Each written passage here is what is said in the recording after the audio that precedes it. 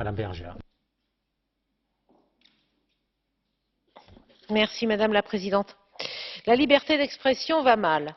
La situation se dégrade dans les 2 tiers des pays répertoriés par RSF, y compris dans les pays dits démocratiques. L'Europe est même la zone géographique qui a connu la plus forte dégradation de son indice global.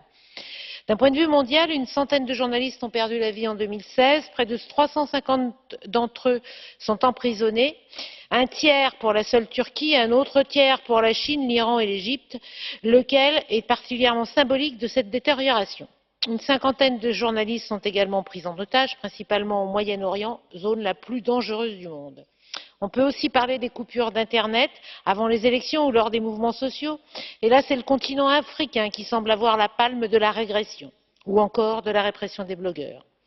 L'adoption par l'UE de ces lignes directrices en 2014 a donc été une bonne nouvelle, à condition toutefois que ça serve à quelque chose.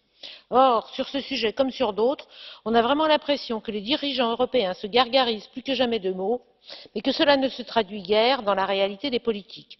Si je devais prendre quelques exemples, je citerais la Turquie, l'Égypte ou la Tanzanie.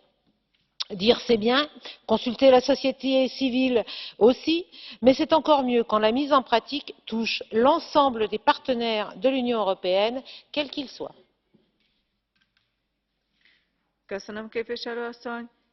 Merci. Madame Lochbihler.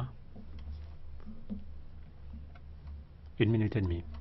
Merci, Madame la Présidente. Il est bon qu'ici en plénière, on parle de la mise en œuvre des lignes directrices sur la liberté d'expression. Il serait bon également que le Conseil et le SEAE abordent toutes les lignes